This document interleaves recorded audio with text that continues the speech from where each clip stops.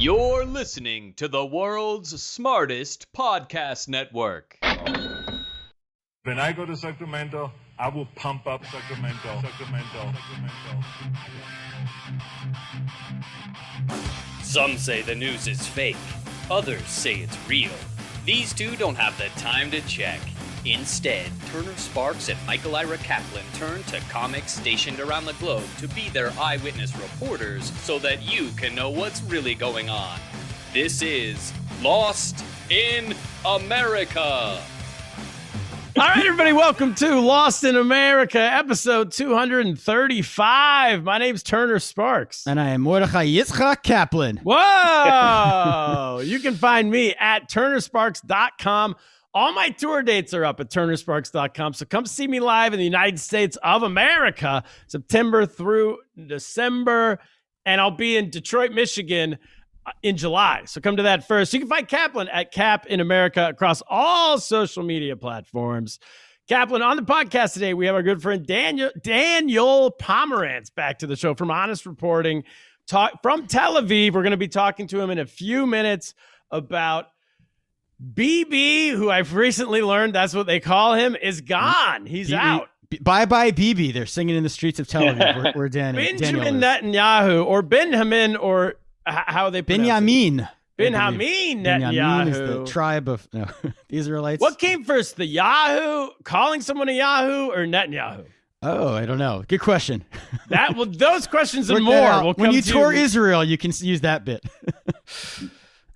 Before we get to him, Kaplan, patreon.com. So we have a lot of people listening to this podcast. We love you. I'm gonna take a different approach this week. We've been angry with our listeners. Oh, we should change it up since anger's not working with these people, with these morons. We're getting no new subscribers through anger. So we're gonna have to switch to sugar. Switch to sugar. All right. So we love you. We love you. But we'd love you more if you gave us $5 a month. And I'm not saying give us, you get something for it. You get 3 extra episodes of this podcast. Sorry, not this podcast, of Kaplan and I doing a full throttle live comedy podcast every single week.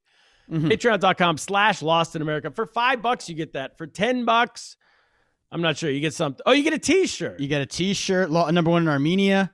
You could get for $20 a month. You basically write copy for us. We will say whatever. Is it 20? We say whatever. $20 a month. Yeah, you get your own ad on this show. And I'm gonna have to apologize. Our great listener Dennis Owens, who I talked to him over the weekend. He said we're allowed to say his name again. Oh, we're back. Dio. Yeah, we're back off of probation. We were saying his name too often, and it scared him. We don't want to scare away our paying listeners. No. So he said, we had to stop saying his name for a while. Now we're allowed to say it. But he gave me some ad. He wanted us to, his ad for us this week was for us to riff on something in the public school system, but I didn't totally understand it. So apologies, Dennis Owens. We're going to get to that. We'll have to do that next week. Next week. All right. But he had nothing to advertise, so he's just literally requesting bits from us. He's just giving us his own bits. Is he writing jokes for us? Because if you guys write jokes for us, we'll do those too. It wasn't a punch. It was more like he was giving us the setup, and we had to come up with the punchline. Oh, all right. And it had something to do with the school systems and how your kids get off. Because in New York City, they started out, okay, you're going to get off Christmas and Hanukkah, and then people said, well, what about what about Ramadan? Okay, fine. We'll give you a month off for Ramadan.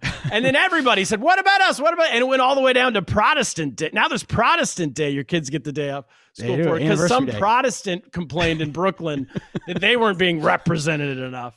Yeah. And so we're up for everything. We're equal opportunity. So now your kids don't go to school anymore, except for that's why they're in school in July, because they've had like 3,000 days off in the middle of the year. So he's got a bit about that we've got to riff on. We'll get to it next week. We almost just did half of it right now, but we'll get to it next week. Kaplan, now let's get to patreon.com/Lost. Send us your money, you cheapskates. I'm not going with the show. Support the show. Yeah, this week. Israel. Today, we're talking Israel. So Benjamin Netanyahu, if I said that right, is out. Yeah, so he's the boogeyman in the United States. If you're on the left or possibly even in the middle, I think people don't like him, but he's gone now, and people really didn't like him a couple weeks ago. I mean, if you read any media, in the United States, the left does not like Netanyahu. Has never liked him. They were consistent in that, but it really amped up a few weeks ago. So he went out with a bang. He went out with a bang. Now he's gone. He bombed whatever he bombed, We'll get to Associated Press building, which, by the way, I'm not against. The Associated Press, we've had enough of them, okay? Yeah. I'm a Reuters man through and through. I thought it was Reuters. Reuters, them too. Reuters. No, bomb them all. Just don't bomb the podcasting buildings. I don't Exactly. Let's get rid of terrestrial media. All regular media. Can he be our president? How That's many my podcasts question. need to be bombed before we become number one? That's what I want to know. But Anyway, he's out. he's out. There's a new coalition government that's in, and this is a parliamentary system, remember? So what I know, they're parliamentary, and they had to form a crazy coalition to get it. You got one guy who's the leader of the, let me get this right, Arab Israelis. He's an Arab Israeli, yeah. Which up until you told me a couple weeks ago, I didn't know. If you only read American media, you don't even know these people exist. Right. There's 20% of the population are Arab citizens. I learned in school, I learned from the news, I learned from the Associated Press, which is probably why they got bombed, that there was only Jews in Israel and that they killed everyone who wasn't a Jew. It turns out that's not true. Not good ethnic cleansing because they let him even into the government. They let him live. And now he's in the government. So he's in the government, him. and he's joined by a guy, Naftali Bennett, who's like the head of a settler party, which is to the right, theoretically, of Netanyahu. This is a far right-wing nationalist. And he's the prime minister now. He's a leader. So they're a team. Plus, they got a guy who's kind of like on the left. What's his name? Lapid, I believe his name is. Yair Lapid, something like that. Dan will correct us on that. But he's like a centrist. He's the alt-middle of Israel. So they got a centrist, they got a far right nationalist, and then they have, but I do know that the Arab, and then they have the Arab Israeli. But I think the far right nationalists and the Arab Israeli, they might come together when it comes to homosexuality. They're against that. They're far right and the left. That's the thing. You meet on the gays. You meet on the gays and the social issues. And it's really like, I think it was like, we had the term never Trump in America. I believe it was like never Netanyahu in Israel. Yes. And it was like Ocean's 11, like, how Clooney put the whole gang together? He was the ringleader. Yeah. So that's what this guy Lapid was, I think. He just like called up everybody he can get in everybody who hates Netanyahu and said, join my government. He made it happen. So we didn't. Oh, like one of those like hit squads that you put together. Yeah, you call in the guy. This guy's can expert pick the on lock. this. We got the Arab. We got the. They got one of everything. The guy doesn't like gays. That's, we always have one of those. Has anyone thought of this as a sitcom before we get going? Because we have, so we should copyright this. Number of good characters here. So, all right, what I want to know pretty much immediately is what does this mean for relations with the Arab world that's right around them? Daniel Pomerantz from Honest Reporting, welcome back to the show. How you doing? What did we get right? What did we get wrong? Hey guys, so good to be back. You did incredibly well for somebody who doesn't live in this country. I mean, most people this is very inside baseball right now. That's what we do. We're inside. Yeah. I don't know if it's baseball. We're inside somewhere. So yeah. You're inside something. We should also say that Kaplan has someone through those headphones telling him the answers. I get it all right here. He's got his kid Teddy Kaplan in the other room. Even feeding him answers. That's great. So what? All right. What'd you get right? What'd you get wrong? Yeah, sure. I'll tell you what. Bibi Netanyahu is. He's no longer the prime minister, but gone is a strong word because it's a whole other system. I mean, he was prime minister back in the 90s. Then he got voted out and he was just like a regular member of Knesset, which is parliament. So it's like being a member of Congress. And then he became prime minister again. And now he's out of being prime minister, but he's still a member of Knesset. So he's still in the parliament. And he's still kind of and he still is sort of this force of anyone who's anti the current coalition government is sort of in Netanyahu's camp. So he's in the opposition, and the opposition still wants to kind of get back in. And so that's the head of the Likud party, basically, which is his party. It's his party, and it's still the party. It's still the largest party in Israel. It's just that, in Israel, you have to have a majority of the seats in government in order to become the prime minister, but nobody gets a majority. So you have to team up with other parties, and that's what we call a coalition. So Likud's the largest party, but they weren't able to get a big enough coalition to have a majority. So that's what these other guys did. But Likud's still there, and they're still big. And they lost by one seat, right? 61. The party that won has 61 seats, and Netanyahu's party has 60 seats. Is that correct? In the parliament? Well, the coalition that managed to get together at 61. There's 120 seats in the Knesset. So you need at least 61, which is, one more than halfway in order to be the prime minister and be the governing coalition. So what happened was Lapid, who's kind of the the ringmaster here. He's the one. He looks like Clooney, or at least he sort of acts like he looks like Clooney. He's always kind of raising his eyebrows and stroking his chin, and always wearing black shirts like mine right now with the short sleeves. And he is the largest party after Likud. So he's the largest opposition party. And he was the one who started pulling everyone together. And it was very clever. He got Bennett in and said to Bennett, we're going to be co-prime ministers is basically what it is. You can be prime minister first for 2 years, and then I'll be prime minister. And it was a tremendous act of, I don't know if you call it humility, is unusually humble for a politician to say, we'll share the prime ministership and I'm going to let you go first. But he knew that was the price he had to pay to get Bennett's party into the game. And he put together everyone. Bennett's very right. He's got this Arab party in there called Ram, which is very to the left, or not very to the left, but they're an Arab party. They have the Meretz party, which is way left. Meretz party is like the equivalent of, I don't know, I guess you'd call it like the Bernie Sanders party or the Green party. They're like super left. You got Labor, which is relatively left, not as much as Meretz, but still pretty left. I mean, he got a whole spectrum and managed to pull all of them together. And once all was said and done, they managed to hit 61. Wow. And so Bennett is the far right guy, and he's now the prime minister because that was his, as you said, his deal to even come in and join these guys. Because I guess ideologically, he doesn't have much in common with them. Would that be correct or not? Ideology is a little complex because there's so many different issues.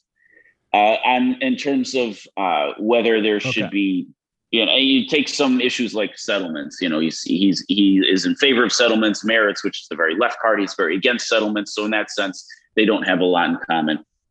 But on the other hand, the Muslim party is pretty anti-gay. Which is ironic because in Israel, a Muslim party is considered very on the left of the spectrum, and yet being anti-gay is something that you see more on the right of the spectrum. Yeah, the circle goes around, basically. Yeah, the circle goes around. You got other issues too. The issue that really unites them, though, is that they all want to see Netanyahu out. And as long as Netanyahu stays in the government and stays a major force in the opposition, that kind of unites all these guys. There's an irony is that if Netanyahu is truly out for the count, the way an American president is out when they're done, chances are this coalition would probably have a bigger chance of falling apart. But that is, Netanyahu being there kind of holds them together. There are other issues like, the cost of milk, the cost of housing, what to do about policing in local communities, all these sorts of things that you never hear about in the international news because of local stuff. And on a lot of those issues, a lot of those parties are either together or they're willing to trade off. Like one party says, look, I don't really care about, the cost of bread, but I do care about this other issue. So I'll support you on your thing and you support me on my thing. And in that way, they're making it all work.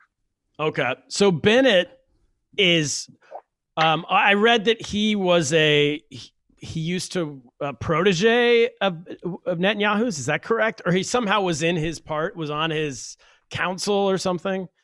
Yeah, it's a funny thing. I mean, Netanyahu's been a prime minister for like 12 years. You think about where were you 12 years ago? It's a long period of time. Yeah. There's this thing on Twitter. A lot of Israeli journalists were posting pictures of where they were 12 years ago. And of course, they all look a lot younger, And he's interacted with so many different people and been a partner with so many different people. And what happened was just over that length of time, he managed to screw over enough people in enough ways that he made so many enemies that finally he just couldn't get together a coalition. There's an irony that the Israeli right got so many votes that had anyone else been the head of the Likud party, not only would they have had a coalition, but they've been able to pick and choose their coalition and even keep some people out because they would have had more than enough. So ideologically, it naturally should have been a Likud-led right coalition, but he just made too many enemies on a personal level. It's not ideological. Just There are people who have worked with him and just don't want to work with him anymore. And is there anybody in the Likud party who says, I'm sure Netanyahu says no to this because he's a big, narcissist, but who says, hey, can you step aside? Because if he just resigned, right, and someone else ran the party, they'd be in charge. Is that how? And that's the funny thing. There is a guy like that. His name's Gidon Star, and he said that, and Netanyahu said no. And then he ran against Netanyahu in the primaries for the Likud party and got Netanyahu just wiped the floor with him. And so then he went off and started his own party. And everyone's like, oh, wow, he's so popular from running in the Likud primaries. Now he's going to be huge in his own party. And he ended up getting a tiny number of seats in parliament. So that was a big disappointment. But it was just enough. It peeled off a few seats from the Likud party. And now Gidon Sa'ar is another one of those people who's in this coalition that's now in government. Oh, good job by him. So it was just each little, it's like death by 1,000 paper cuts. Each little one added up. What do they say? That on your way up, you got to smash everybody 100%, or else on your way down, there'll be a bunch of half-smashed people ready to fight you? I thought it was be nice to people on the way up because you didn't meet the same ones on your way down, but smash people on your way up works too, I guess. You got to get them 100%, though. You got to take them all down. Yeah, you got to make sure you're not leaving half alive people. So Netanyahu, at least from what we saw out here, was this seemed to be instigating things or playing a part in the instigation of things in the Middle East. Will this new government change the relationships at all with, say, what happens in the West Bank or in the settlements or just the rest of the Arab world? Well, it's an interesting thing. I mean, it's a little complex. First of all, because there's so many, when you talk about the relationships, there's so many different ones. There's the Abraham Accords with the United Arab Emirates and Dubai and Bahrain and Morocco and all those countries that, they put together during the Trump administration, and the Biden administration's continuing that. And in terms of that, there's no question. That was a really popular move in Israel across the spectrum, and that's continuing and continuing. And those are the treaties we talked about in a previous episode, but those are the treaties that were all signed. I think a lot of people in the United States might have even missed this, but last summer, the Trump administration got a lot of treaties signed, right? Trump's a peacemaker. And I'll tell you what, some people were kind of poo-pooing it, saying, oh, but unless you get the Palestinians, it doesn't count. But I think it's a pretty big deal because we've changed that idea that there's a war between Jews and the Arab world is gone. The Arab world and Israel are making peace like one country after another. So there is a conflict between Israel and Palestinians, but it's not a conflict between Israel and the Arab world.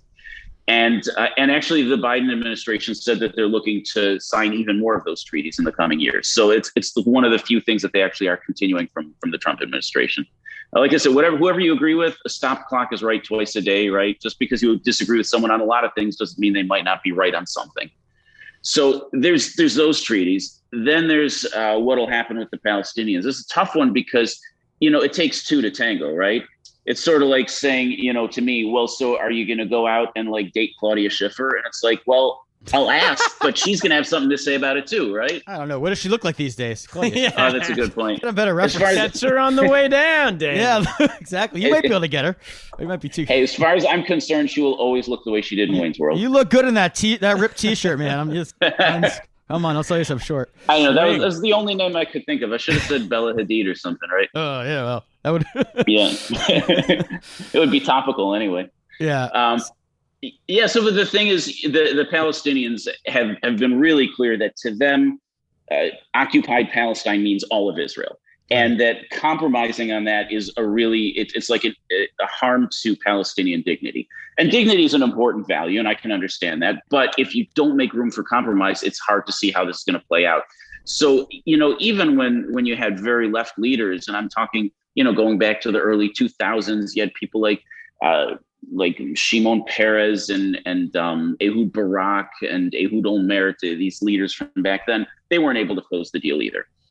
So there are some people who say that Netanyahu actively didn't want to close a deal, and he did say things like that, but he also said things that were sort of the opposite of that too. So it's hard to tell what was electioneering, just statements and what was real, because if you take all of his statements, they contradict each other. Yeah. But one thing's for sure is that it's not only up to Israel, and whatever it's going to take, it'll be more than just a new Israeli government. I think it'll also take a new Palestinian government. And there was supposed to be Palestinian elections, and they canceled them. So, but I think it's going to take new governments on both sides before we see a change in that area. Well, do you think that this is a government, at least for the Israeli side, that would have a better chance of getting something done than Netanyahu? I'd say if this government had, if there were new governments on both sides, there could be a chance that this is where it gets a little tricky. I think Lapid is more open to it. Bennett is less open to it. The really left parties like Labor and Meretz are very open to it. the Arab parties might be open to it, but they might want it on terms that the other parties might not accept. To get something this comprehensive done, you need a lot of agreement. And you're talking about a coalition where there's a lot of different ideas and interests. And so, like I was saying, they can get together and agree to disagree and say, okay, I'll just focus on this one issue that's important to me if you don't object, and you focus on your issue and I won't object to that. But you get to something like this, everyone's going to want to have a say. And I think if there really were, like, for example, if there's a new Palestinian government tomorrow and the possibility of a peace treaty became a true and immediate possibility on both sides, I think there's a pretty good chance that this current government might actually fall apart and we'd end up having to have new elections. And the new elections would essentially be a referendum on how to pursue a peace process. So how do the elections, well, I have a few questions, but how do the elections work? Let's start there, because I know that you had 4 elections in 2 years, which we've talked about before on this podcast, not long ago, right? That Netanyahu had to get elected 4 times in 2 years or something like that. And what if, so this coalition has 61 seats and the other side has 60. If Bennett or someone else just decides to pull out of it, now you're below 60. Does that just fall apart 100%? You have an election right like that? Essentially, yeah. I mean, there's some technical stuff that goes on, but basically, it comes down to that everybody, even the smallest, like, little dip, I was going to say a word that begins with S, but I don't know if I can say that on the podcast. But, even the smallest, I can say whatever I want. All right. So even the smallest little dipshit party in this coalition essentially has the ability to pull the plug on the whole government. If you have one or more seats, you can pull. You can pull the 61 majority, because you can, unless they can find another party to replace them, right? Yeah, and it gets even worse. Like, if there's ever a vote in Parliament, like, you can't, if you want to leave like, if you're a member of Parliament and you want to leave the country, you basically have to get somebody on the other side to agree that they won't vote on anything while you're out of the country. Oh, you have to be present. You can't vote on Zoom? Yeah, come on. You can't vote on Zoom. And so if my side's going to be one down, I got to get someone from the other side to agree to be one down also. So both sides are one down. It's like soccer when you kick the ball out of bounds and there's an injury. You got to. Yeah. So if you want to go to the Seychelles, you got to invite someone from the other side to go with you. Yes. Take a date. Yeah, you got to take a date. Yeah. That's how you get. I can't believe you can't vote on Zoom or like any type of. I mean, this is the 21st century. Come on, people. Yeah. No, it's a whole thing. I mean, I think the U.S. does it too in Congress. It has to do with wanting to, for some reason, something about government, like they want people to be physically there because I don't know. They made these laws before 2020, March 2020. Yeah, we have the PTA. Our PTA is functioning at a high level, all on Zoom this year, so we haven't missed a beat. The Friars Club Board of Governors, we're Zoom all the time, baby, and these people are all 80, 90 years old. I'm on this meetings with. You make a good. Now that I think about it, I really don't know what the reason is for that. But it's like the law just hasn't caught up with what we have the capability of doing. It could be. I mean, I keep thinking there must be some reason other than just the fact that they created the system before technology. But I don't know. Hey, here's another neat thing, that in the cabinet, there's like 9 women who are like the cabinet. It's not like the US where the president just picks the cabinet. Like the cabinet is made up of people in the coalition who said, all right, you want me in the coalition, you better give me a cabinet position. I want to be Minister of Defense or Minister of something else. Okay. Cabinet has 9 women, which is amazing. That's like never been that many before. It's got 2 Arabs and it's got people from the left, the right, and the center. So everyone in Israel is feeling like kind of proud of that because it's a greater diversity. I saw the photo of those women. There was some Claudia Schiffer, it was a nice looking cabinet. Claudia Schiffer. Yeah. I liked it. Yeah. Claudia Schiffer talk. Well, I tell you what, there's one woman, Ayelet Shaked, who's just like, she looks like she walked out of the pages of a magazine. She's gorgeous. I mean, and she's married, of course, to an Israeli Air Force fighter pilot because that's what you do. That's what you do. No vacations for her. Tell her vacation. She can't take a vacation. You got to vote. Every vote counts. She's got to take someone from the other side. But it does strike me though that like if any, because the 61 majority, like it sort of means like nothing's going to happen, right? Like no harm can be done, right? Like isn't that the good thing? Like because Bennett is very pro settlements, we mentioned, but they can't expand settlements because he'll lose. He won't have the votes, right, for anything like that. Or just to explain, let's explain settlements just real quickly what they are. Dan, you want to go for it? All right, you guys. Instead of you guys doing it, me telling you why you're wrong.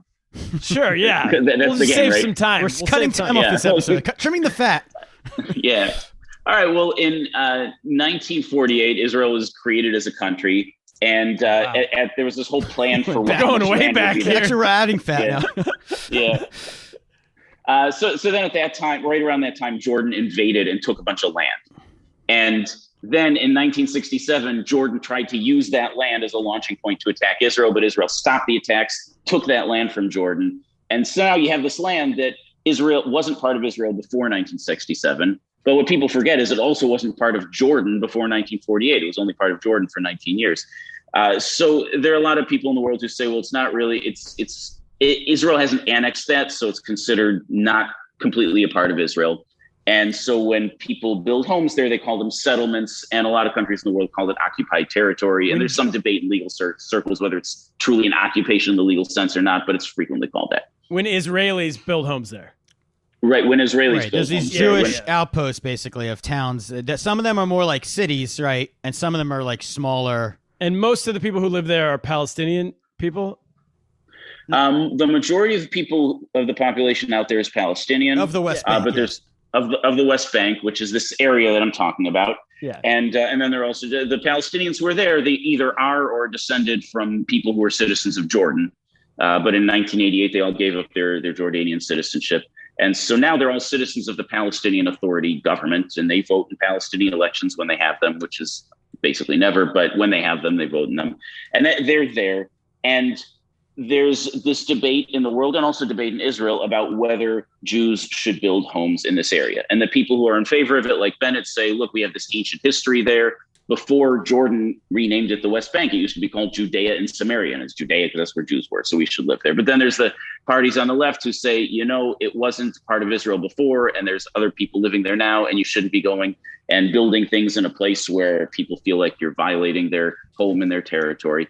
And so that's an argument even within Israel, and it's an argument outside of Israel too. So like you guys are saying, there's going to be debate if Bennett wants to expand settlements. There's other people in the government who won't want to. And even beside the 61 thing, Bennett, who's the prime minister, and Lapid, who's sort of the ringmaster, the biggest party in this coalition, the two of them created a veto agreement. So even without having to collapse the whole government, the two of them can veto anything that the other one does.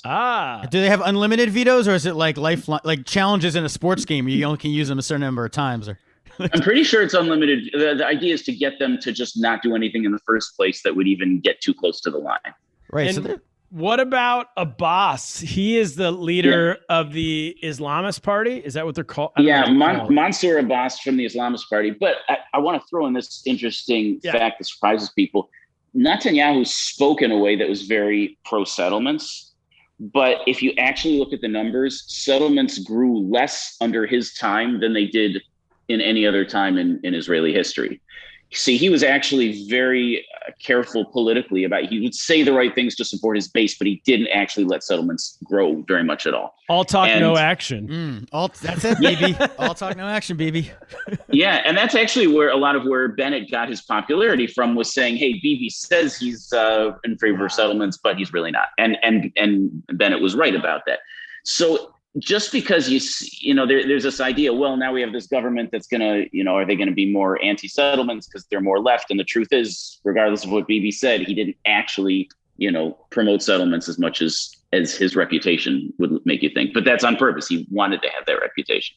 Yeah. All right, let's get to Abbas. But before we do that, we'll get to. So we have. Not only, Kaplan, are we part of the World's Smartest Podcast Network, getting to our sponsor here, but we're doing a live show, the World's Smartest live show on July 31st at Stand Up New York Comedy Club. Ticket link will be in this bio. At the bio of this episode, or is bio, is that what you call it? The liner notes of this episode. The liner notes, yes. The link. Yeah, the link will be right. Ticketing link will be there. Get your tickets. $20. You got me, Kaplan, Andrew Heaton from the Political Orphanage podcast, The Mighty Heaton, Dr. Andrea Jones-Roy from Ask a Political Science podcast / whatever her next podcast will be called. And all four of us will be doing stand-up comedy, and then we'll be sitting down for a live roundtable in front of a live audience where audience members can ask us any question we want, much like we do on those monthly roundtable episodes we do with the whole gang. The whole it's not going to be network. the three of you just dissecting my terrible comedy act? That might be I part thought of was it the roundtable. Telling you what a light is, know that you get when to get off stage, where to look, how to set up a joke better, how to look. No, you do a stand up once a year, and has it been more than a year? Probably, right? It's been a while. It's gonna be. I'm counting on everyone being rusty because of COVID. That's what I'm banking on. So where do you want to go in this lineup? Do you want a headline or do you want to open? Somewhere in the middle. I'm like number two hitter. That's a good idea. I bunt you over. You get on base. You Maybe lead a off. Sacrifice bunt. Oh, yeah, or Andrew leads. I don't know who leads off. I feel like Heaton's like a cleanup hitter. He's like a real, he's got, where is he in the lineup? I don't know, but yeah, he's cleanup. I don't know. We'll see where it shakes out. But it'll be a good show. It'll be fun. And listen to all their podcasts, worldsmartestpodcastnetwork.com. Get tickets July 31st, 6 p.m. show. We did it early because we know we have old listeners.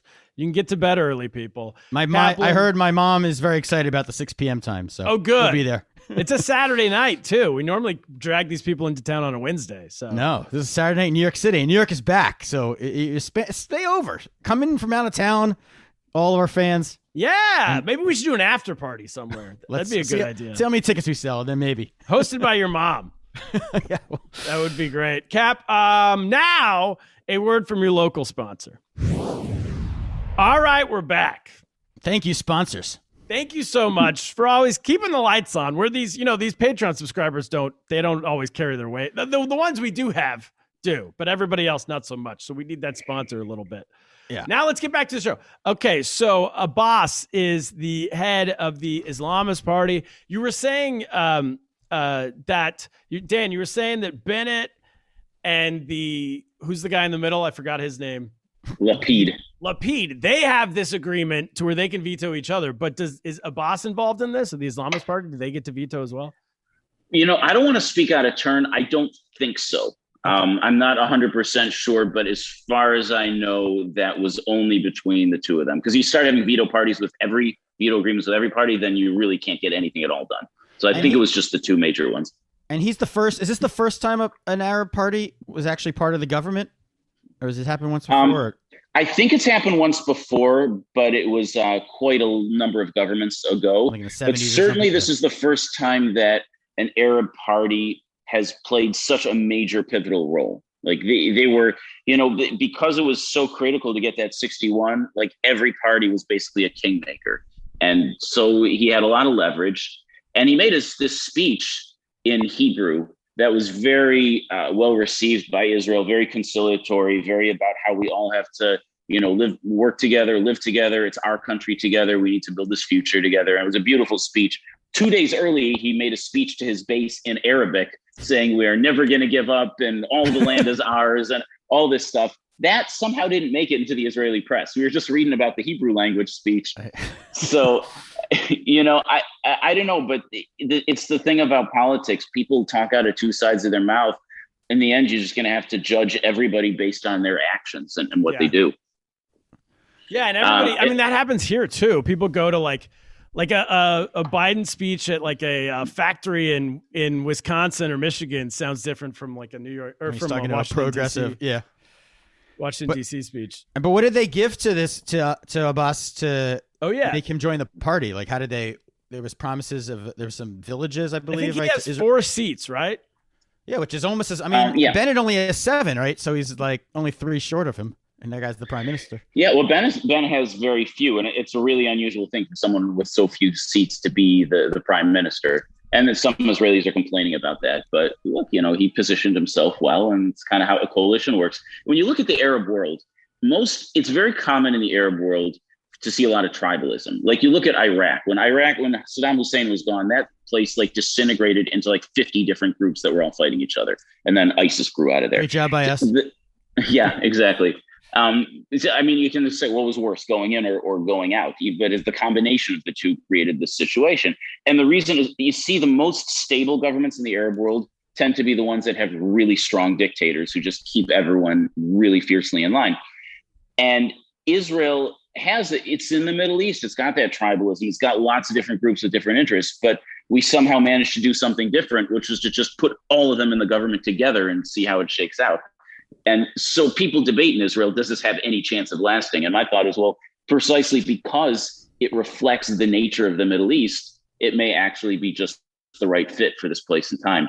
But yeah, one of the things that Arab Israelis complain about is there's inadequate services sometimes in villages and inadequate policing. It's an interesting thing. In America, it's all about, defund the police or police-free zones. In Israel, it's the opposite. It's like, why don't we get more policing? We deserve police protection as much as anyone else. And so you hear that opposite complaint. So Abbas is focusing on some of those things, on certain Arab villages that were built illegally without permits and getting them made legal and giving them permission and rights. And then places that need more services or more policing. At least that's what his stated position is. Now, some of the things he said to his base in Arabic would make it sound like his position is to take all over the whole country and take it away from all Jews. But again, it's like, as Bibi said some stuff too that he didn't follow through on, and it was just to energize his base. So who really knows? I tend to be an optimistic guy. I want to give him the benefit of the doubt. Yeah. So Abbas, a couple of things I read that this might be what you're talking about, but freezing of Kaminitz law on unauthorized construction. Yeah, there's a law that you can't build things without permits, like in any place. And if you do, then the place doesn't get city services, and it can also be demolished, and the people then have to find a different place to live. Okay. And there's a lot of Arab communities that sort of just build without getting permits. And if you talk to them, they'd say, well, it's because getting permits is so bureaucratic, and they feel that there's some racism in the process, so they can't get the permits at all. And they may be right. And so they say, well, then screw it, we'll just build the thing. But because we've been backed into a corner, at least, don't demolish the home when it was built illegally. So it sometimes the news tries to mischaracterize it as Israel going out and just trying to demolish people's homes, which is not what's happening. Or Israel trying to take homes away from Arabs, which isn't. It's Israel's enforcing zoning laws. But there is a valid argument locally that Israel is also not good enough about giving zoning permits when they're being requested. I mean, permits are a pain in the ass everywhere. If you want to build something in Long Island, for instance, you got to bribe a contractor to just go around the permits everywhere. So I'm definitely with the Arabs on that one. You got me. What about his base? Is his base worried that he's somehow cooperating? Well, obviously is cooperating, but cooperating with somebody who wants to ruin them? It's funny. There's a larger Arab party in Israel called the Joint List, which is actually a bunch of smaller parties put together that actually isn't in the government for that very reason. But Abbas decided to take a risk and take a leap and go that direction. And so far he's holding together, and he seems to have his support base in place. We'll see whether it stays. Didn't he originally work with Netanyahu on some things? Isn't that where he, Bibi sort of gave him made it more kosher, so to speak, to talk to him? Where did Abbas come from? Abbas came from a party called Ram, which is one of the Arab parties in Israel. And, he's been moving up throughout the years, and he's been a politician for a while. And Netanyahu was talking to him because Netanyahu had alienated so many of his traditional allies that he started looking for new people to join with. Wow. And so he started talking. Real bottom of the barrel for Netanyahu. I was going to say, 3 in the morning. He was rude to every girl in the bar all night, and he's like, "Oh boy." It's like how at high school, all the nerds just sit together at that one table because they don't have no one else will talk to. Yeah. It's fine, I'll be your friend. It was kind of getting there, and he managed to. And remember, this stuff is not ideological. A lot of these people agree with Netanyahu on policy, but he just alienated them on a personal level by being around for so many years. So he was trying to build a coalition that had this person from this crazy right-wing party that's so niche right-wing that they're just this really the racist racist Kahanis party. Exactly. They're the racist Kahanis party, and he was trying to form a coalition that would have them and the Islamist party. He was seriously trying to make that happen. And had he done that, it might actually have worked. But at the time, people were asking wash me, each other out. They just Well, the thing is, neither one of them will sit in a coalition with the other, and so Netanyahu was going to have to choose one or the other. But if you only get one, then then you wouldn't have enough seats for the full coalition. But what's kind of neat about this coalition is, for the first time in a very long time, none of the religious parties are in the coalition. None of the religious Jewish parties. I mean, I guess you could say an Islamist party counts as religious, but you've got Bennett is a religious guy. He wears a kippah, but he's not someone who believes in legislating religion. And the religious parties, which are basically Shas and United Torah Judaism, they believe in legislating religion. And so a lot of these things, one of the big disputes in Israel is that should people who study in yeshiva, which is religious school, be paid stipends to stay in school for their entire lives and never have to serve in the army and never have to work at a job. And the religious parties want to push for that, but it's beginning to change. And this is another step in that change. And another question about religious parties is, a lot of American Jews are worried about the Western Wall. Why can't you have mixed prayer there with men and women standing together? Why can't you have a Reform rabbi do a bar mitzvah there? Things like that. And some of that may start to change as well, because, That's why my brother couldn't get married, I think, in Israel, because they didn't want to have it wouldn't be recognized, because they have the say over how weddings are, right? Was your brother marrying someone who wasn't Jewish? He was marrying someone Israeli, but I think that they didn't want to have a religious wedding.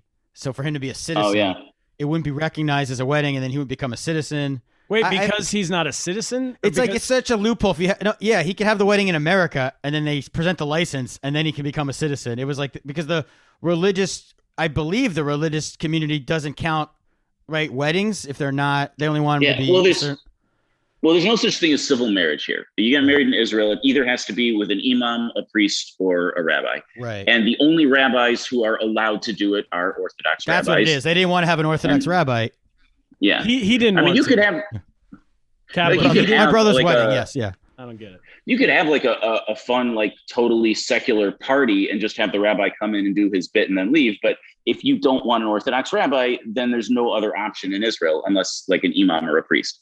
And so now that religious parties, you didn't want an imam or a priest? Or a priest, no.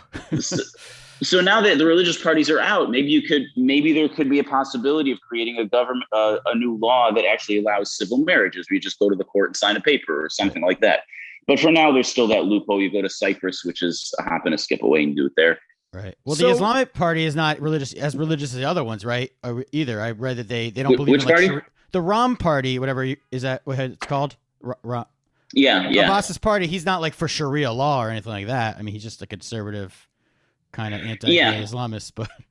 Yeah. I mean, he subscribes to a lot of the sort of more extreme Islamist beliefs, but I haven't heard that he's looking to try and implement Islamic law all over the country or anything. Yeah. So Bennett is now the prime minister for 2 years, right? Yeah. But from what we've read, he doesn't seem to, because he only has a few seats, and actually Lapid has way more seats. Then who's actually who has the power here? Would it be, do they all have equal power? Bennett, Abbas, Lapid? Well, depending on what you're trying to do in government, the real power lies in the cabinet. And the cabinet, remember, it's not like in America where you pick your own cabinet. Yeah. So to get anything done, to go to war, you need to get the security cabinet to agree to do it. And if they're disagreeing on it, you can't go to war. And which is crazy, because when you're going to war, you don't get a lot of time to have debates over things. Yeah. And every aspect of governance, education, roads, whatever, there's some aspect of the cabinet that has a say in it, and you have to bring everyone along. And then you have to bring the policy to a vote in the Knesset, and it has to pass with 61. So there's regardless of who the prime minister is, there's still, the prime minister has pretty limited power compared to the United States. Now, Netanyahu had more power, but it was mostly because he had built up so many relationships and had such force of personality. And he was real good at just not appointing certain ministers. For a while, we didn't have a foreign minister at all. A foreign minister is like Secretary of State. We just didn't have one. That's and amazing. In the absence of one, the prime minister is by default that role. So there at you go. Smart. He was minister of like everything that was out there. Yeah, it's smart because he's eliminating any competition for himself, but it's less smart because now he doesn't have talented people around him to actually make things happen. It's smart if you just want ultimate power. Right. Yeah. So by doing that, he was able to get a little more power for himself. And now that we have a more normal situation, either prime minister is going to have a little bit less power than that. An interesting thing, we were talking about what you got right and what you got wrong. We were talking about how Netanyahu bombed the AP building. Oh yeah. Yes, that was Turner. Yeah, right. So what you didn't mention though is that building also had the military intelligence headquarters of Hamas in it, and Hamas. I thought everyone knew that. I thought that was a given. I mean, every AP around the world has a terrorist organization. Our listeners already knew that. Our listeners. Okay, good. So your listeners are a cut above. You got to understand, in my job, I'm dealing with people who are leaving stuff out all the time. My whole day is on like purpose? You missed this, you missed that. He could be our ombudsman every week. Yeah, no, but I already said I thought I covered it up by saying that I agree with the bombing of the Associated Press. He doesn't even care if they have a reason. Take him out. I've had enough of that Associated Press. I'm really mad at the year Syracuse went undefeated in football and was number 3 in the AP poll. So screw them. I've been out on them for bomb their Israeli bomb away. Bomb the headquarters in wherever they are. So Turner's position is bomb them anyway. Yeah, that's my position. Eliminate all media that's not us. Yes. Oh, that's the way. Yes. Yeah. That's how you're going to get to the top. I'm on our way to the top through murder. But in a war, just to not be, to a serious question to follow up what you just said is, in a war, then are these decisions made by the prime minister, or these are decisions made by the cabinet, like something like that? Well, this particular decision. I mean, a decision this big would have had to get approval from the prime minister, but it would have been made by generals in the army. It would have gone through the army's legal office, which would have to approve that the target has sufficient military value, and also doesn't have too much risk to civilians. There's a few different layers it has to go through in the army just to get through that approval. Then it would go to the security cabinet, and it would need to the prime minister's approval for something this big. I mean, the prime minister's not going to get involved in every little on the ground decision, right? But he would have had to have approval over it. Not to get too far into this, but was that on purpose that most of the media left out the fact that it was in it was the home of Hamas? When they said, because I mean, we knew that, and I think most of our listeners probably knew that, but most of the general public, people you just meet walking around town, they don't know that, right? Yeah, and they don't, because it isn't being widely reported in the media. And I think some media left it out on purpose, either because they want to tell a certain narrative, or because, remember, Hamas it's like being in the old Soviet Union trying to report there, or being like reporting from Saddam Hussein's Iraq. Like, it's not a place with free speech.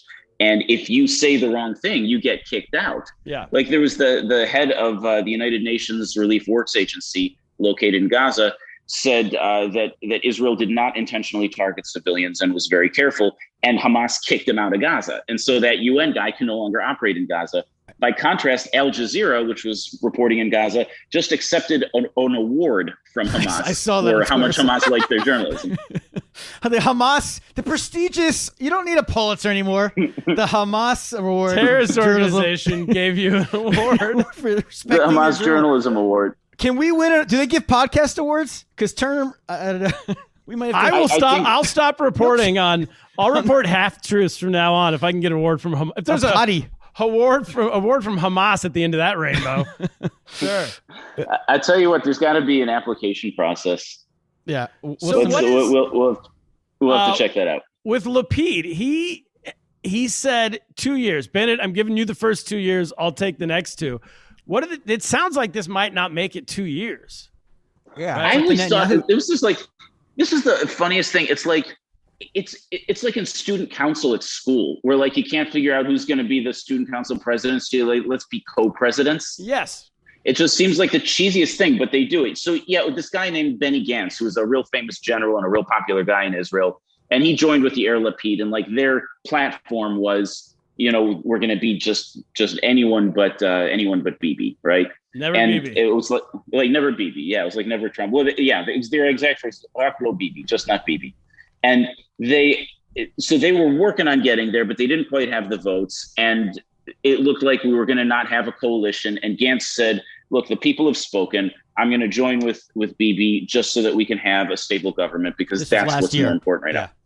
Yeah, that was last year. And so a lot of people felt that Gantz had really betrayed them, because they said, his platform was being against Bibi, and he didn't do that. Me personally, I don't find it compelling when your platform is just being against someone. I want to know what you're for, not just what you're against. Yeah. And I thought it took a little bit of integrity to say, look, that's not a real platform, and the country has spoken, so I'm going to do what the country wants. But not everybody agrees with me, and they say, okay, he was against, betrayed what we wanted from him.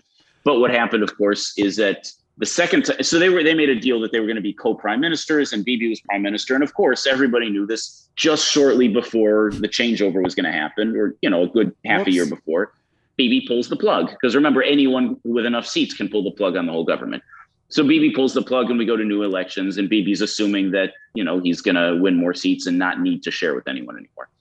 And of course, what happened was a different government came in, and of course, this time Gantz didn't join with Bibi. And that's actually a good example of the specific ways in which Bibi has made a lot of enemies, right? So he promises Gantz, you're going to be the prime minister next, pulls the rug out from under him. So who can trust him now? Yeah. Right. Yeah. So now Gantz isn't going to be in his coalition. You extend that sort of thing out over 12 years, right? None of them is like treason. None of them is like betraying the country, although he is on criminal trial for corruption and bribery and fraud and a bunch of other things. But that's actually not the reason why people won't sit with him. It's these little things that happened over and over along the years. Yeah, and that's what his strategy ultimately, just to get to another elections, was that what? Because he had no path to form a government, right? Unless he was just going to try to just keep pushing along, keep having election after election, and he stays in power. Well, I mean, at each election, his hope is that he did form a government, because with Gantz, he was able to get enough seats in the government. Yeah. So since then, the idea was you pull the plug and then you go to another election. Every time, the hope is that if we have this election, this time I'll get more seats and then I'll be able to be stable. But every single time he kept not quite making it. Yeah. Because the last one was before the recent war. So maybe he thought after this one, he would have done, I don't know. But. Well, and don't forget, he pulled off this magic trick with the corona vaccines. I mean, Israel got vaccinated faster than anybody. Yeah. And I think Bibi was thinking, all right, this is going to get me there. You know what? That's why the war happened, in my opinion, because Israel was getting too much good press. Everybody was thinking of Israel. They were thinking of, you guys did a great job with the vaccines. So something had to go wrong. Ladies and gentlemen, you're listening to Hot Takes with Kaplan, everybody. Yeah. I tell you what, it's, what you're saying, I know you're saying it as a joke, but there's actually something to it. It's a little more subtle than that, but it's not so far off. The thing is, this war happened to a great degree because the Palestinians were supposed to have elections. The head of the Palestinian government realized that he was going to lose seats to Hamas because they were one of the parties running. They're a terror organization, but they're still running in elections. That's good. So Abbas, not Mansour Abbas, the guy we were talking about, right, Mahmoud Abbas, different Abbas. He says, all right, I'm just canceling the elections, which is in Israel, we keep having more and more of them. And the Palestinian Authority, they just keep canceling them over and over. He's right now in the 16th year of his 4-year term. 16th? And so he can't 16th. Oh. Yeah, because they just keep not in Israel. If you don't have elections, you don't get to stay in power. But in the Palestinian Authority, you do. So he cancels elections. This is humiliating to Hamas. And in the Arab world, personal dignity and pride is a very high value, and you cannot afford to be humiliated in that way. So Hamas realizes they've got to do something to make themselves relevant. And that sort of thing was what led to this latest violence. They start firing rockets, and it worked. I mean, their popularity among Palestinians went way up because they see them as being this group that's taking strong action. Their popularity in America went up with certain groups. Yeah. And certain yeah, that's a little disturbing. I mean, I know it went up in certain groups. I'm actually curious. I haven't seen a poll yet of how much their popularity has gone up overall, but it's a little disturbing if it's going up. I mean, we don't have any. Do we have any listeners from Hamas? Do we know of any Patreons? Because if they pay $20 a month, we'll have to read their plugs. So. Not on Patreon. I don't think we have Patreon subscribers. No. What about Netanyahu? You said just briefly, but he's on trial for fraud. Now, if he's not the prime minister, does it does anything change? Are they not allowed to get him while he's prime minister or anything like that? Or now? See, that's the funny thing is, right, in America, when you're prime minister, you can't be prosecuted. So that or when you're president, so you have to wait until you're not president, right? So there's this thing with Trump, like there might be some tax fraud prosecutions against him. So, but that's why impeachment is such a big deal in America, because first you have to kick the guy out of office, and then you can prosecute him for all the other stuff. Remember, with Nixon, the whole idea was that because he agreed to leave office, they decided they wouldn't prosecute him for all the criminal things afterwards. Yeah, they made a deal. So, yeah, he made a deal. So in Israel, it's not like that. You don't get immunity when you are when you're in office. So he was even as he was prime minister, the prosecution was continuing. Now, there's a sense that if you're prime minister, you can play little games and find ways to delay or to influence people that you couldn't when you're not the prime minister. So it potentially gives you an unfair advantage. But this prosecution still was brought. It still existed. It was moving forward. And we were heading toward a potential situation where he could actually, you can't serve as prime minister if you get convicted. So we were heading toward a situation where he could potentially get convicted and have to then go directly from the prime minister's residence to like prison. And that give was a speech. Do you get to give one last speech in the cuffs from, because he gave a speech last week. I saw him like leaving speech. So you get to do that if you're. Well, I'll tell you what, it's not the first time that a prime minister was sent to prison. Although the last one, he wasn't prime minister at the time. But when he was being convicted at the time, so you guys remember that I was running Playboy a bunch of years ago. Yes. And at the time I was friendly Omer, with right? Huh? Ehud Omer, is that who you're talking about? Right, Ehud Omer. So at the time I was friendly with the general manager of the Maccabi Tel Aviv soccer team. Ooh, la. So he used to invite me to sit in his box. So I was sitting in his box, and Ehud Omer was sitting right next to me, and he's smiling and being jovial and all this stuff. He was the prime minister in like the late 2000s, right? Or before Netanyahu? Wow. Before Netanyahu. I mean, at the time I was at the soccer game with him, he was already out of office. But like he literally was the next day, like went to prison. Like he's sitting at a soccer game, and the next day he's like in jail. It was the most surreal experience. His last meal was, I want to go to a soccer game. Yeah, it's in a box. I want to go to soccer. It's such a strange thing. So, and it's a weird thing. You look at people, it's like, wow, that guy's a prime minister. He's like made it really big. And then the next day it's like, dude, that guy's in prison. And at least I'm in a house, you know? Wow. And what about the relationship with the U.S. with these new prime minister, the new Iran prime minister, deal. the new coalition? Do they have any relationship? Like I saw Netanyahu being like, they're going to have no clue how to deal with the international world. Netanyahu was really good at dealing with at least the Republican side of the American. He was saying they're going to get bulldozed by Biden. And not just that. I mean, Netanyahu really became a highly skilled international politician. And I think in a rational world, he should have been like the Secretary of State, what we call it the foreign minister, and just focused on that because he did it really well. But in terms of the relationship, I mean, it's a funny thing. I think part of the reason that the relationship may have soured, and I'm speculating here, is that Netanyahu has this way of sort of doing little small betrayals of the people he does politics with. And it may be that he did that with some Americans too, and they started to dislike him because of that.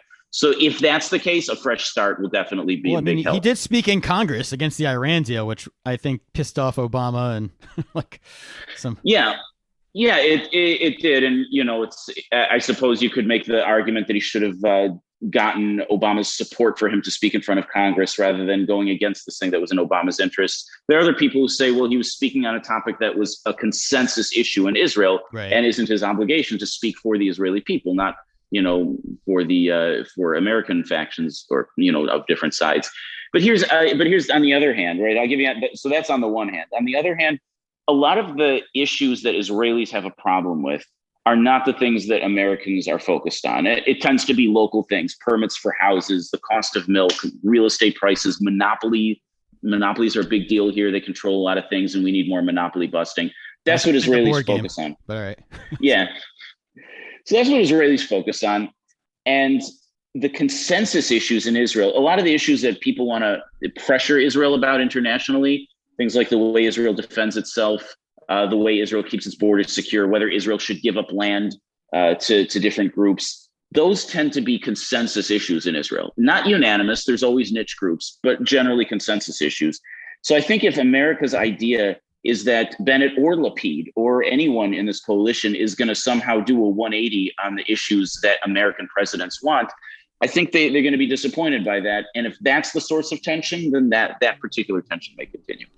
Got it. Well, I think my sense is that Netanyahu is more outspoken. Like he had more balls, so to speak, to do it publicly. I feel like the Bennett and Lapid seem more like they'll do it privately, but they're not going to go against an American president. I don't think they have the. Would you say that? It's, at least in the beginning, at least to like. I'd say their advantage is that they probably are a little more subtle. Yeah. But their disadvantage is going to be that, Bennett was, he had high-tech startups and made a killing in business. Oh. And Lapid was a news anchor for a bunch of years, which is why he's got, the eyebrows and the George Clooney look. I mean, these guys don't know politics that well. These guys are like, Michael Jordan playing for the White Sox. You know what I'm saying? Oh, boy. That's a deep cut there. You're a Chicago guy originally. Yeah. Wow. Like they're talented people, but they're a little bit out of their element. They might learn it. They might get the hang of it, but this is new for them. Well, yeah, I was just thinking like even making Bennett the head of the party, like from just a PR perspective, he's got all these comments in the past. He said some pretty not so great things about the Arabs, So it just seems like a strange decision to make him the leader, but I guess if they had to do it that way. They had to. Sounds like they had to. Yeah, because Lapid seems like a more camera-friendly, PR-friendly prime minister, to me at least. So yeah, well, and I mean, it's not just an international decision. This is mostly based around the domestic stuff. Yeah. And this coalition needs to burnish its right-wing credentials along with its left-wing credentials. So just closing it off here, what's your prediction for how long this coalition will last? When's our next Israel pod? Well, what about this? More or less than 1 year? I'll tell you what, that's a question that everyone in Israel is asking each other all the time. And I get asked this constantly. I'll tell you the most common answer is that people think it won't last very long. People are saying like under 2 years, maybe even under 1 year. If you give me an over-under, not only will I take the over on 1 year, I'll take the over on 2 years. Wow. All right. So you think Lapid will make it to the prime minister? He will become the prime minister in 2 years? I do think so. And it's for two reasons. One, because it reflects that tribal, chaotic nature of the Middle East in a way that just might work. And two, because the major uniting force of this coalition is Bibi, keeping Bibi out of power, and he's still waiting in the wings and leading the opposition right now. But what if he goes to jail then? Does that change everything? Because then he's not in the wings. That's true. That actually could have there's a sharp catch there. Yeah. That's amazing. All right. Well, that is it. Daniel Pomerantz, thank you for coming back to the show, man. My pleasure. Anytime, guys. Thanks for having me. Learned so much. Thanks for staying up late too to hang with us out there in Tel Aviv. Kaplan, anytime. That's it. What should we do? I wish I should have learned how to say this in Hebrew at my Hebrew school, but I'll say it in English instead. Get lost. Get lost. Lech lizdain. That's a little stronger than get lost.